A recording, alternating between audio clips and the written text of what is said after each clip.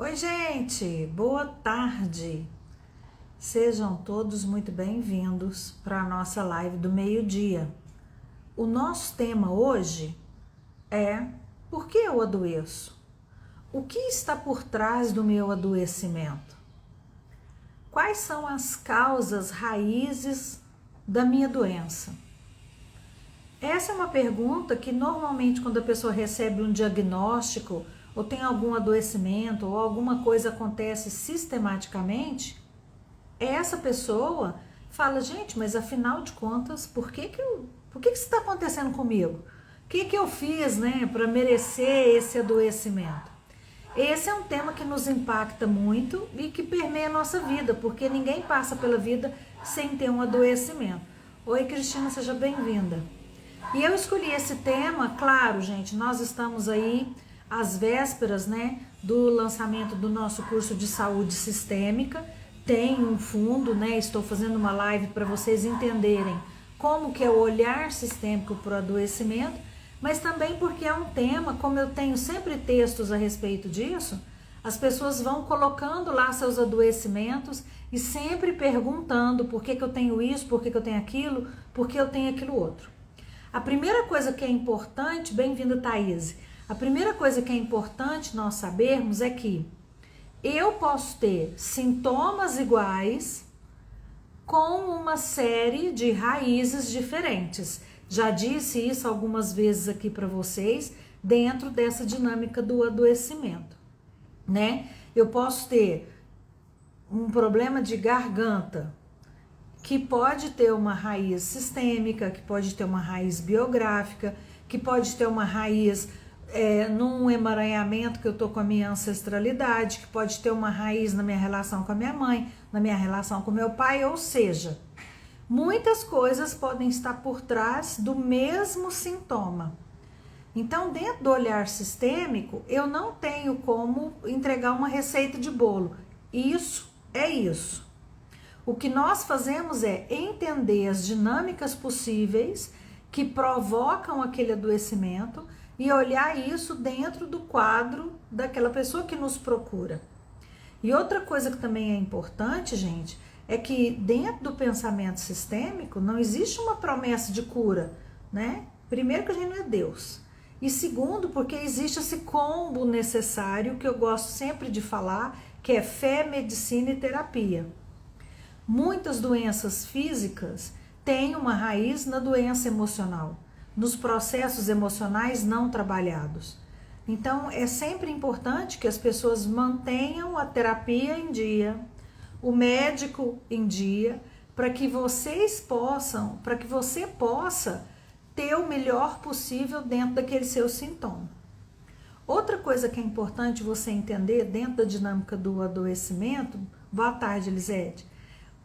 Outra coisa que você tem que perceber dentro dessa dinâmica do adoecimento é que se existe uma dinâmica de compensação sistêmica, se existe algo ligado a essa consciência de clã, a consciência espiritual, nós conseguimos identificar, mas se tiver dentro do destino daquele indivíduo, ele vai conseguir compreender, processar, mas não necessariamente ele vai conseguir aliviar.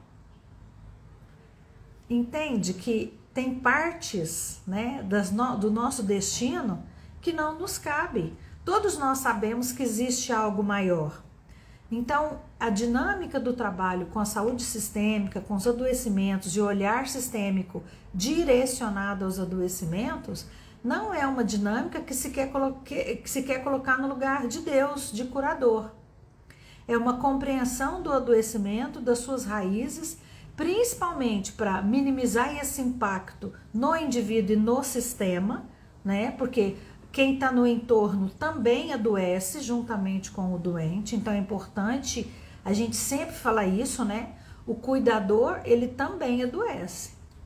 Então é importante que esse cuidador também se cuide, né? Normalmente as pessoas esquecem de si para cuidar do doente e vão adoecendo, se não da mesma doença, de doenças decorrentes desse cuidar do outro e esquecer de si.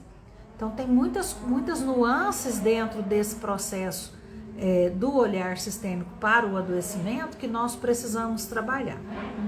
Bom, dito isso, o que é importante a gente saber, né? A gente adoece por algumas razões, genéticas, hereditárias, por razões biográficas e por razões sistêmicas. O que pode ser isso? Por exemplo, na semana passada alguém me perguntou se a obesidade tinha relação com a mãe. Muitas vezes a dinâmica da obesidade está ligada a uma dinâmica com a mãe. Muitas vezes e não todas. Por quê? A mãe está ligada ao nosso processo de nutrição. A primeira fonte de alimento que a gente tem é a nossa mãe, dentro do útero e depois fora dele, enquanto ela nos amamenta, né? Então, já vou explicar o que é essa questão biográfica. Eu vou te explicar. Então, nós temos muitas questões que podem sim associar a dinâmica de obesidade à nossa relação com a mãe, mas não só. Uma pessoa, por exemplo, vítima de abuso, ela pode desenvolver uma obesidade. Uma pessoa que está fora do seu lugar sistêmico também pode desenvolver uma obesidade. Então, nós podemos ter sintomas, um sintoma com muitas raízes. Do mesmo jeito que eu posso ter uma raiz com muitos sintomas. Por isso que nós fizemos essa questão, né, muito grande, a Aline e eu, de desenvolvermos esse curso de saúde sistêmica para que você possa se aprofundar nesse conhecimento. Então, se você tem esse desejo interno de trabalhar com as dinâmicas de adoecimento, é importante que você saiba mergulhar nisso em profundidade. Como que são? As genéticas e hereditárias a gente já sabe. Agora, o que a gente não sabe dessa dinâmica genética e hereditária são o que descarrilha disso em outros adoecimentos. Por exemplo, imagina que eu recebi algo, né, de forma genética, recebi um adoecimento de uma forma genética. Esse adoecimento, ele pode ter tido uma raiz não genética no meu ancestral, que eu posso trabalhar, essa raiz não genética.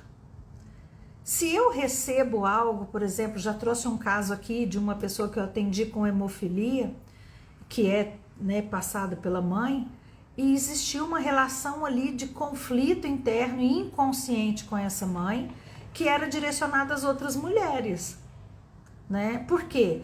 Existiu uma mágoa, mesmo que eu saiba que a minha mãe não fez de propósito de transmitir isso para mim, inconscientemente eu fico, poxa, foi a minha mãe que me passou isso. E aí esse sentimento, né, que pode se transformar em um sentimento não muito bom, se eu entendo que eu não posso direcioná-lo à minha mãe e eu não consigo direcioná-lo à minha mãe, eu posso sim direcioná-lo às mulheres, ou à minha mulher especificamente, ou às mulheres, né? Esse, por exemplo, era o caso do cliente que eu atendi, tem até um vídeo no nosso YouTube onde eu conto esse atendimento. Então, as dinâmicas genéticas e hereditárias, elas também podem ser estudadas e entendidas. Onde e por que isso começou? Né? Qual foi o disparador disso? Nós temos, por exemplo, a epigenética, que estuda muito isso, um estudo que começou na Holanda e que vem percebendo que é transmitido através do que é chamado DNA lixo. Eu já fiz uma live sobre epigenética, uma live longa, tá no nosso YouTube, quem se interessar pode assisti-la para entender um pouco mais um pouco mais desse tema da epigenética.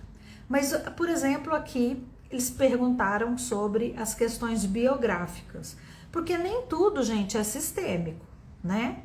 Nós somos seres sistêmicos, interagimos em sistemas, mas não é tudo que é culpa de outra pessoa, ou porque eu estou olhando para outra pessoa. Podem ser processos da minha própria história, né? Então imagina que dentro da minha biografia eu presenciei alguma coisa que impactou a minha fala. Imagina, uma vez eu vi um caso muito curioso de uma pessoa que começou a gaguejar, não perdeu a fala, começou a gaguejar depois que foi surpreendido no quarto, estava num hotel, e foi surpreendido nesse hotel por uma cobra peçonhenta, venenosa, e ele levou tanto susto que ele passou a gaguejar a partir dali. Então, essa é uma questão biográfica. Um episódio que aquela pessoa viveu, não foi outra pessoa que passou por esse encontro com essa cobra, né? Foi esse senhor, nesse caso específico, que afetou a fala dele. Agora, a dinâmica da fala, do gaguejar, também está ligado à autoconfiança. E ela pode estar ligada a processos da minha própria rejeição dentro do útero, né? Primeira ferida emocional, rejeição dentro do útero. Eu posso ter um impacto disso no meu nascer e afeta minha autoconfiança, pode afetar minha fala e meu posicionamento, assim como pode ser algo ligado a uma dinâmica biográfica. Eu estava na escola, fui me pronunciar e a minha professora me chamou a atenção de uma forma brusca ou me criticou e isso impactou a minha própria história, ou fui vítima de bullying e isso impactou a minha própria história. Então eu posso ter dinâmicas biográficas que estão impactando a minha saúde e às vezes essa dinâmica biográfica eu empurrei para debaixo do tapete. Nós temos um exercício terapêutico que nós fazemos em relação à dinâmica biográfica, né?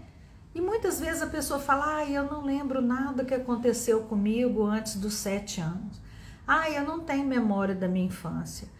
Eu não tenho memória dos 8, 9. Uma vez eu atendi uma pessoa que não lembrava nada dos 13 anos para trás.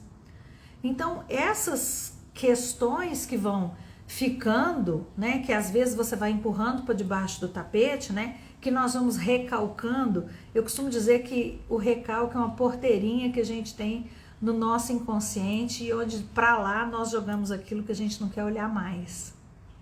Mas isso que a gente não quer olhar mais e que a nossa própria mente, para nos proteger, apaga essa memória, né, para a gente não ficar remoendo, para não adoecer a partir daquilo, isso fica latejando ali.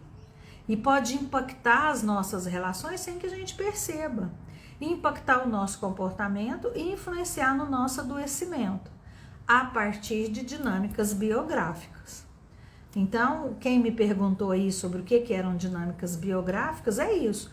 Coisas da minha própria história, que eu vivenciei, que eu presenciei, que aconteceram diretamente comigo e que me impactaram e que não estão ligadas a questões de raiz sistêmica, né? Então, nós também podemos ter adoecimentos a partir de dinâmicas biográficas. E nós temos as questões sistêmicas, que não são poucas. Porque eu posso estar ligado a uma questão ancestral. Ancestral mesmo, eu costumo chamar de a Domicília. Oi, Domicília. Domicília disse aqui, não lembro nada antes dos 13 anos. Esse é um sinal que você pode olhar para o que te aconteceu aí, né? Buscar, começar a fazer um exercício e entender, inclusive um processo terapêutico, por que você apagou essa memória dos seus 13 anos para trás. Sabe, Domicília, muitas vezes essa memória ela pode voltar, né, vir se pronunciando, vamos dizer assim, através dos nossos sonhos. Sonhos que são muito recorrentes, né? Sonhos que são muito impactantes, sonhos que acontecem com muita frequência. Às vezes você parece que no mesmo lugar, às vezes no seu sonho você está na mesma aventura, às vezes no seu sonho você está com a mesma pessoa, às vezes no seu sonho é dia ou é noite, sempre com muita frequência. É importante olhar para isso, porque o sonho é uma fala do nosso inconsciente, né? Existem muitos processos terapêuticos que utilizam, inclusive eu utilizo muito essa dinâmica daquilo que a gente sonha para interpretar o inconsciente, para trazer essa fala do inconsciente para o nosso olhar, né? Para a nossa presença, para o nosso entendimento, para a nossa percepção, para a nossa consciência. Então é importante que a gente possa trabalhar essas dinâmicas para entender o sentido dela. Então eu posso ter algo ligado lá à minha ancestralidade maior. Imagina, sei lá, eu posso ter um caso ligado à escassez de comida que está conectada à minha ancestralidade de quando eles ainda nem tinham imigrado para cá. E eu posso ter uma dinâmica da minha relação com comida ou negar ou ser uma compulsão que está ligada a uma história ancestral, a uma memória, como se ficasse uma memória no sistema que vai provocando aqueles processos, né? Que vai provocando aquele adoecimento, aquele sintoma. Essas questões, elas são muito importantes para a gente entender, por isso eu preciso conhecer da minha ancestralidade. Quanto mais você souber da sua ancestralidade, mais fácil é de você perceber o que está acontecendo com você hoje. Ai, Paty, quer dizer então que se eu não sei nada da minha ancestralidade, se eu fui adotada, que se eu não sei nada da minha família de origem, eu não vou conseguir sair desse lugar? Não, gente, não quer dizer isso. Quer dizer que facilita se você souber. Se você não souber, nós temos terapeuticamente ferramentas para trabalhar isso, né? E aí, mesmo que eu identifique que está na ancestralidade maior, mas eu não identifique com quem ou exatamente o que, eu consigo sim fazer um processo terapêutico para deixar essa questão lá, como se eu entrasse em negociação com essa ancestralidade para trabalhar essa dinâmica e dar a eles o que é deles e deixar comigo o que é meu e seguir a partir daí, trabalhando só a minha parte desse processo, só aquilo que é meu. E aqui eu quero abrir um parênteses gigantesco, né, quase umas chaves, para dizer o seguinte: o movimento sistêmico, ele auxilia muito a amenizar os sintomas. Então, às vezes a pessoa fala assim, fulano curou, ou teve um processo assim assado, né? E existe aquela série da Netflix, Uma Linda Mulher, Uma Nova Mulher, na verdade, Uma Linda Mulher é outra coisa. Existe aquela série Uma Nova Mulher, onde a pessoa passa por um processo sistêmico, que eles chamam de expansão da consciência ancestral. O nome, gente, é o de menos nessa altura do campeonato. Ali é um movimento sistêmico, tá? Eu já contei várias vezes, inclusive, que a primeira vez que eu tive contato com o pensamento sistêmico foi com uma professora russa e que ela chamava de movimentos sistêmicos. Eu nunca ouvi a palavra constelação enquanto morei fora, só fui conhecer quando voltei para o Brasil. Então o nome é o de menos, é entender um movimento que se faz para chegar a essa compreensão. Isso que é importante, você entender qual é o movimento que pode me tirar desse lugar. Qual é o movimento que eu posso trabalhar para que eu possa sair desse lugar de dor? E aí, voltando lá nesse filme específico, por que eu trouxe? Porque tinha uma pessoa com um câncer que faz um movimento, melhora e depois ela tem uma recaída, até que ela acessa a grande raiz e tal. O que acontece com essa pessoa? Ela teve um amenizar dos sintomas dela e pôde trabalhar a partir daí. Ela se fortaleceu e pôde trabalhar a partir daí. Então, nós temos casos onde a pessoa, a partir do momento que ela tem compreensão do que acontece com ela ganha força. E aí pode trabalhar no seu processo de cura fazendo a sua parte. Outra coisa é, a pessoa pode ter uma síndrome, né? Nós já tivemos casos, inclusive, ligados às pessoas que estão dentro do espectro, que tenham um amenizar dos sintomas a partir do momento que entende-se que uma parte daquilo estava ligada a um processo biográfico ancestral. E aí isso é devolvido, entre aspas, e a pessoa fica só com aquilo que é dela. Não significa que essa pessoa saiu de dentro do espectro. Significa que amenizou o processo.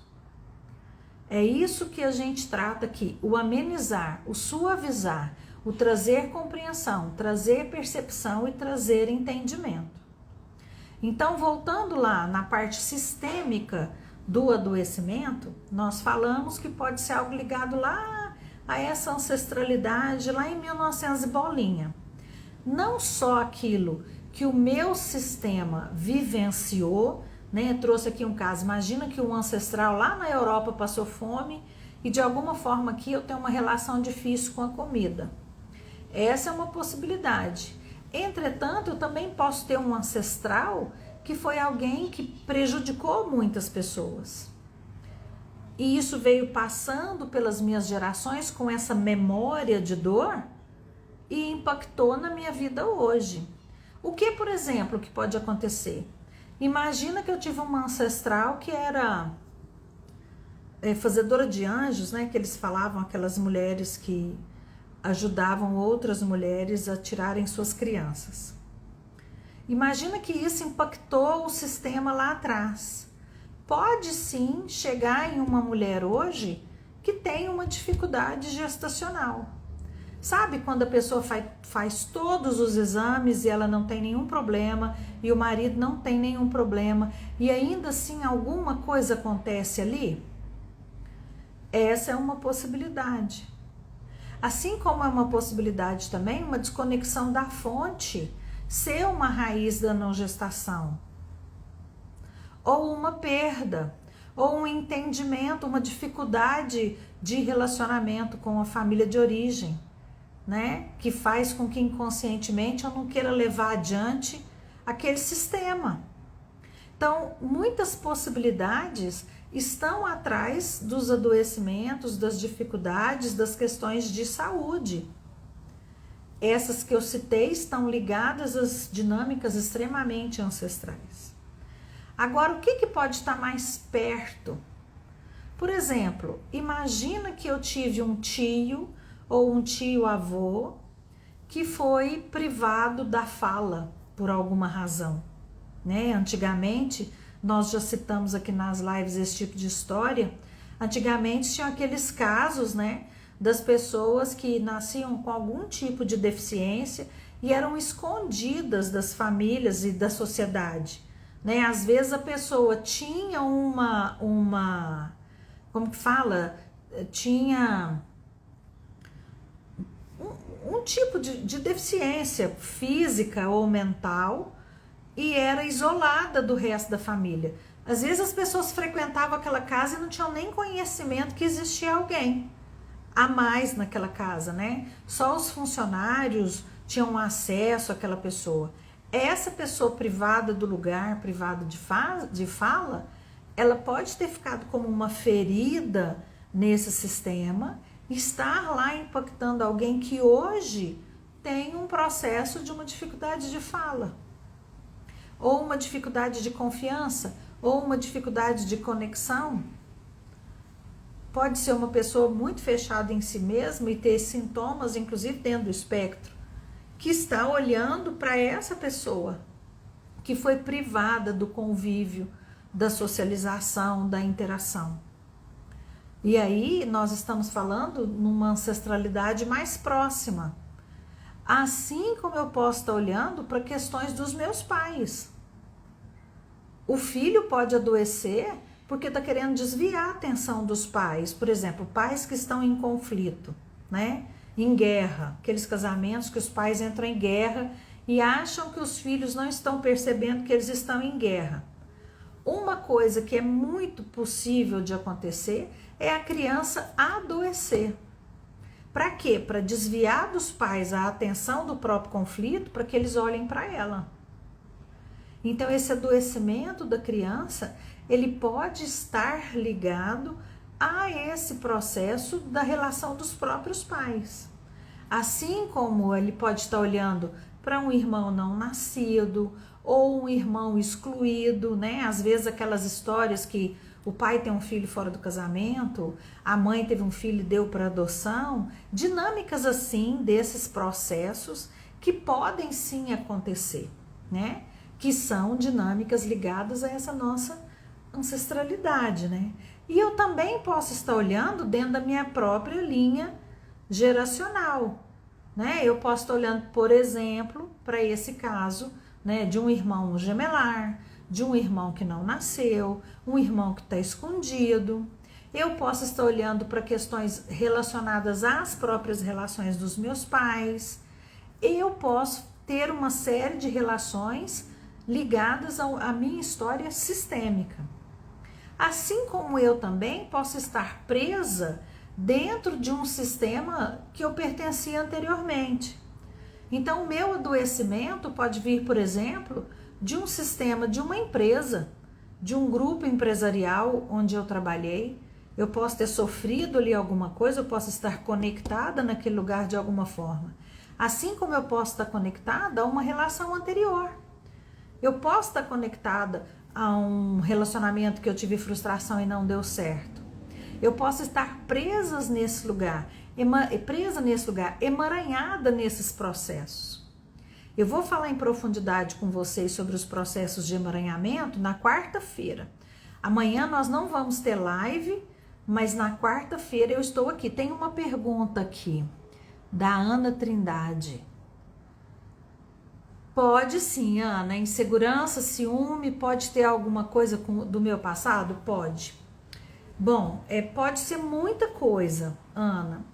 Pode estar ligada a perdas, desde perdas dentro do útero até ao longo da sua história. Pode estar ligada a um movimento interrompido que te trouxe insegurança nos vínculos e fez com que você não confiasse, e aí você está sempre achando que a pessoa vai embora. Pode estar ligada às próprias feridas emocionais que a gente vive a partir do útero e que vão trazendo para a gente dificuldade de autoconfiança, baixa autoestima, que vai desequilibrando as nossas trocas. Isso pode estar relacionado com a própria dinâmica que você viveu com os seus irmãos. Pode estar ligado à dinâmica que você viveu com os seus pais em desequilíbrio de posição, que te fez se sentir maior ou menor dentro de cada relação, e isso você leva para a sua forma de se relacionar e te impacta. Também pode estar ligada a dinâmicas que aconteceram na sua ancestralidade. Nós temos movimentos de transferência e dupla transferência nas relações que podem estar ligadas a relações que os nossos ancestrais tiveram, com a forma de relacionar dos nossos ancestrais. Você pode, por exemplo, ter ciúme e insegurança porque você está olhando para uma dor profunda que a sua avó viveu. Você pode ter um problema de conflito no seu casamento porque você está olhando para relações que outras pessoas que vieram antes viveram e você transferiu para você essa dor e esse medo e essa sensação, esse sentir. O ciumento, é importante dizer uma frase sistêmica que é de impacto, mas é real. O ciumento normalmente quer que o outro vá embora. Eu tenho um texto sobre isso, tá no meu feed, procure para você entender o que eu quis dizer, tá? Gente, eu quero reforçar para vocês, né, os convites. Exatamente, Thaís, ó. Doenças sistêmicas são tão presentes que podem pegar toda uma família. No meu caso, mulheres com coceiras na pele. Exatamente, Thaís. Essa é uma dinâmica de adoecimento de repetição que acontece. Nós vamos falar na quarta-feira quando a gente falar dos emaranhamentos, tá? Então, já agendem aí, quarta-feira, meio-dia, nós vamos falar nos emaranhamentos nas doenças. E, gente, quem sentir no coração de vir fazer parte do nosso curso de saúde sistêmica, começa dia 28 de fevereiro, são 4 meses de aula, nós vamos trazer aí o olhar de várias terapias sobre o adoecimento e a forma de trabalhar dentro do pensamento sistêmico com os processos de saúde. Então, se você é terapeuta, quer incrementar isso no seu atendimento, quer potencializar, quer ter um atendimento mais assertivo, ou se você quer aprender para ser o autoconhecimento mesmo, para ser algo a mais na sua vida, uma nova percepção, você vai ser muito bem-vindo. É só entrar em contato conosco. No link da nossa bio tem lá os nossos canais de informação de cursos e atendimentos. Vem fazer parte desse curso que está incrível e nós vamos receber você com muito amor. Um beijo, gente. Até quarta-feira. Espero vocês. Tchauzinho.